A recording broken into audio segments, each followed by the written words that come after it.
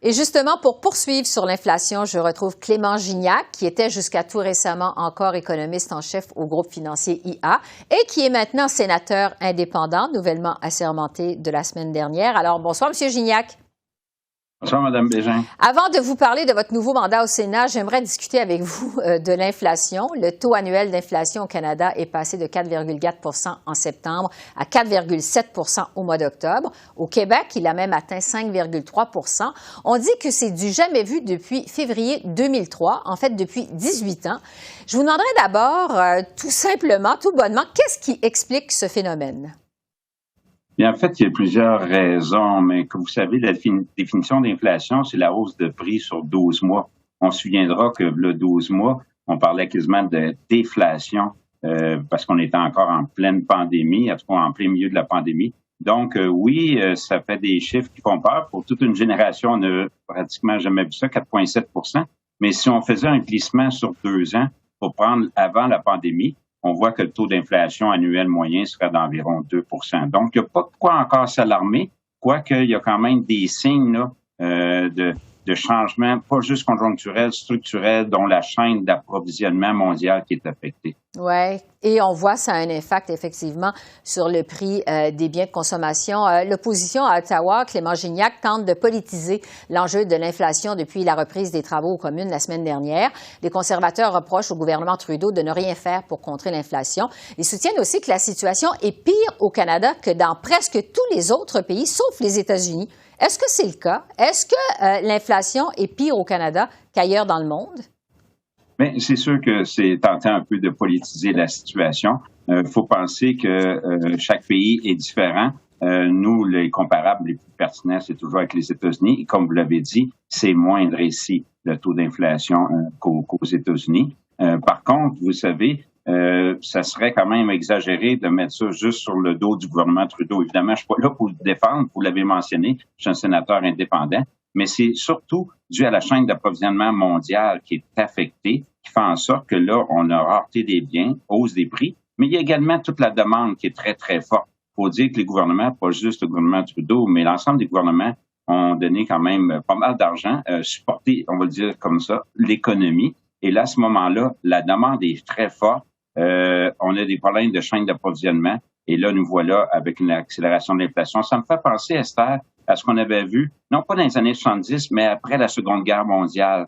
Là, il fallait revoir toute la chaîne d'approvisionnement qui, à l'époque, était orientée en fonction des efforts militaires. Et là, il y avait une demande très forte qui venait du civil. Et donc, ça avait pris 2-3 ans avant qu'on puisse avoir un accalmie au niveau de l'inflation. Oui, et là, on se sort encore d'une période exceptionnelle avec la COVID. On n'en est pas encore sorti, mais quand même, on vient de vivre une période assez exceptionnelle.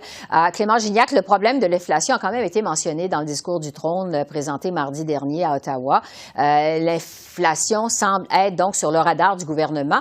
Est-ce que c'est au gouvernement canadien de s'attaquer à l'inflation ou si ça revient plutôt à la Banque du Canada?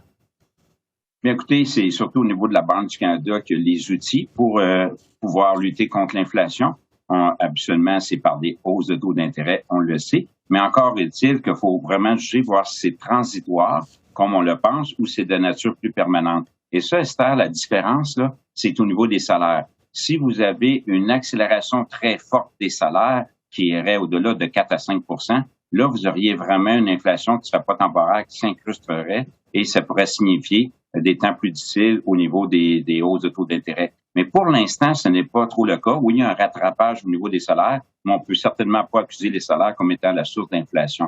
Donc, pour l'instant, je pense que c'est la bonne décision de prendre un certain temps au niveau de la Banque du Canada, mais il faut pas se fleurer, là, les taux resteront pas à zéro non plus bien longtemps. Donc, on observera des hausses de taux d'intérêt à compter du printemps. Et là, c'est surtout les gens qui sont les plus endettés où ça va faire un peu plus mal à ce moment-là. Oui, parce qu'on peut se demander justement quelles conséquences l'inflation va finir par avoir sur les familles canadiennes. Et vous le dites, ça pourrait avoir des conséquences à court, moyen terme. Oui, l'impact, c'est souvent, là, on parle de 18 à 24 mois avant d'avoir un impact parce que souvent, les gens ont signé des hypothèques. Dans certains cas, même des termes de 5 ans. Donc, c'est sûr que, ils ont signé des termes de 6 mois, 1 an. Lorsque ça vient à renouvellement échéance, là, ça commence à avoir plus d'impact. Mais vous savez, il faut revoir. Je pense que le gouvernement canadien aussi, on voit les efforts. On l'a vu au niveau du gouvernement du Québec, venir en aide. On va donner des chèques aux gens qui sont plus démunis. C'est un chèque ponctuel pour contrer l'inflation. L'aide au logement également. Donc, les gouvernements ont des outils, mais en même temps, il faut voir là si c'est récurrent ou pas. Et ça, on n'aura pas la réponse avant probablement un autre 12 à 18 mois. C'est vraiment au niveau de la chaîne d'approvisionnement mondiale pour voir si les choses vont s'améliorer comme on le pense là, en 2022. Oui, vous parlez d'un 12 à 18 mois. Est-ce que ça veut dire que les prix vont continuer à grimper pendant cette période? On peut pas l'exclure parce que vous voyez, avec les nouveaux variants, là, il pourrait y avoir du confinement, des fermetures temporaires, des délais de livraison, puisqu'il y a beaucoup de nos biens qui sont importés du côté de l'Asie ou bien de l'Europe. Donc, à ce moment-là, il peut y avoir une rareté au niveau des biens. La poussée au niveau des services également. On voit que les gens ont le goût de voyager, ont le goût de dépenser. On a des hausses de prix qui se limitent pas juste à quelques biens. C'est répandu au niveau des services. Donc, oui, je pense qu'avant de dire que ça va aller mieux, ça se pourrait qu'on ait des hausses de prix qui se poursuivent pendant encore quelques mois, avant de voir une accalmie qui peut-être se pointerait juste le nez là en deuxième moitié de 2022. Oui, on va espérer en tout cas qu'on va éviter le pire. Je veux vous entendre avant de vous laisser aller sur votre nouveau mandat au Sénat. Vous avez donc été assermenté la semaine dernière à titre de sénateur indépendant. Vous êtes un économiste reconnu et chevronné. Avant ça, vous avez fait de la politique sur la scène provinciale au Québec. Quel mandat vous vous êtes donné, Clément Gignac, au Sénat plutôt? Qu'est-ce que vous espérez accomplir au Sénat? Bien, pour les auditeurs qui vous suivent, ils savent très bien c'est quoi le rôle du Sénat. Hein? C'est un rôle de second regard par rapport aux législations. Fait que moi, je me suis donné deux objectifs. Un qui est beaucoup plus large, c'est-à-dire qu'au niveau du Sénat, la perception que les Québécois ou les Canadiens peuvent avoir du Sénat, que le Sénat est efficace et sérieux. Et depuis 2015, c'est vraiment un Sénat indépendant. Les nouvelles nominations, je pense qu'il y en a 60 qui ont été nommées depuis 2015. Donc, pour essayer de faire les bonnes choses. Ça, c'est au niveau là, plus large. Au niveau plus personnel, vous savez, comme sénateur, je pense qu'on peut aussi avoir de l'influence sur nos élus. Donc, moi, ce qui m'intéresse vraiment, c'est les finances publiques et c'est également au niveau des enjeux reliés au changement climatique.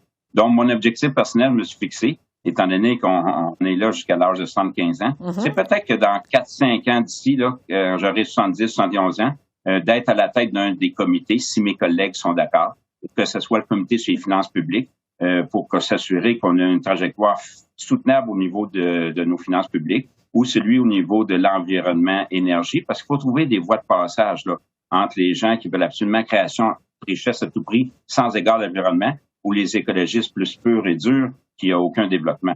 Donc, c'est ça qui sont mes priorités, là, ou disons mes objectifs, je devrais dire, plus à moyen et long terme, Esther. Alors, on va continuer à vous suivre. Clément Gignac, sénateur indépendant, est toujours un économiste éclairant et intéressant. Alors, merci de vos lumières et bon mandat au Sénat. Merci beaucoup. Toujours un plaisir. Au revoir.